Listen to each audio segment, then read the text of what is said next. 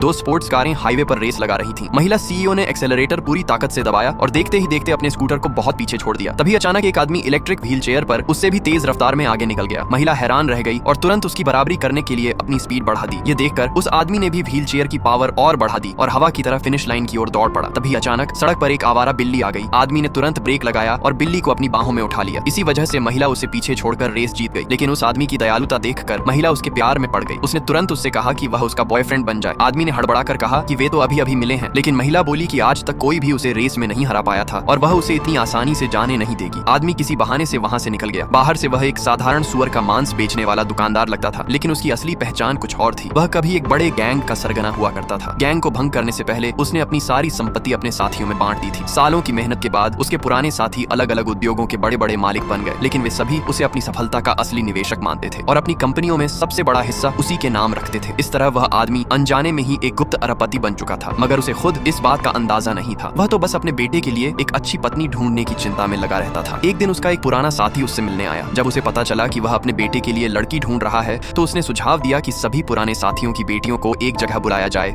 और बेटे को अपनी पसंद की लड़की चुनने दी जाए। कुछ समय बाद वह अपने बेटे की कंपनी में उसके लिए सूप लेकर गया। समय बचाने के लिए उसने अपने पुराने साथियों से कहा कि जो भी लड़कियां रिश्ता देखने में रुचि रखती हैं, उन्हें सीधे कंपनी में ही ले आए। लेकिन कंपनी के रिसेप्शन पर उसे रोक दिया गया। रिसेप्शनिस्ट ने उसे एक साधारण मांस बेचने वाला समझकर नीची नजर से देखा। मजबूर होकर उसने अपने बेटे को फोन किया, लेकिन उसी समय उसका बेटा एक महत्वपूर्ण बिजनेस डील में व्यस्त था और फोन नहीं उठा सका। इसी बीच उसके पुराने साथियों की बेटियां कंपनी पहुंच गईं। वे सभी सफल और प्रभावशाली बिजनेसवुमन थीं। उन्हें देखकर रिसेप्शनिस्ट का रवैया तुरंत बदल गया और उसने माफी मांग ली। इसके बाद वह आदमी खूबसूरत और सफल महिलाओं के एक बड़े समूह के साथ कंपनी के अंदर चला गया। उधर उसका बेटा एक बड़ी समस्या में फंसा हुआ था। जिस बिजनेस डील पर वह काम कर रहा था, वह टूटने की कगार पर थी। तभी उसका पिता एक बड़े बर्तन में पोर्क सूप और दर्जनों खूबसूरत महिलाओं के साथ कमरे में घुस आया। यह दृश्य देखकर बिजनेस पार्टनर का बातचीत जारी रखने का सारा उत्साह खत्म हो गया। बेटे को लगा कि उसकी डील खराब होने की वजह उसके पिता है, लेकिन पिता ने शांत स्वर में कहा, अगर यह डील नहीं हुई तो कोई और पार्टनर मिल जाएगा। पहले इन लड़कियों में से अपनी पसंद की लड़की चुन लो। बेटा और भी नाराज हो गया और अपने पिता को ऑफिस में इतनी सारी महिलाओं को लाने के लिए डांटने लगा। पिता को लगा कि शायद बेटे को इनमें से कोई पसंद नहीं आई, इसलिए उसने कहा कि वह चाहे तो दूसरी लड़कियों का समूह भी बुला सकता है। तभी पुराने साथियों में से एक की बेटी आगे बढ़ी और उसने सीधे बिजनेस पार्टनर से कहा कि वह यहाँ से चला जाए। ये सुनकर बेटा चौंक गया। उसे तभी पता चला कि वह महिला वही प्रसिद्ध सीईओ थी जिसकी कंपनी के साथ साझेदारी करने के लिए वह इतने दिनों से कोशिश कर रहा था।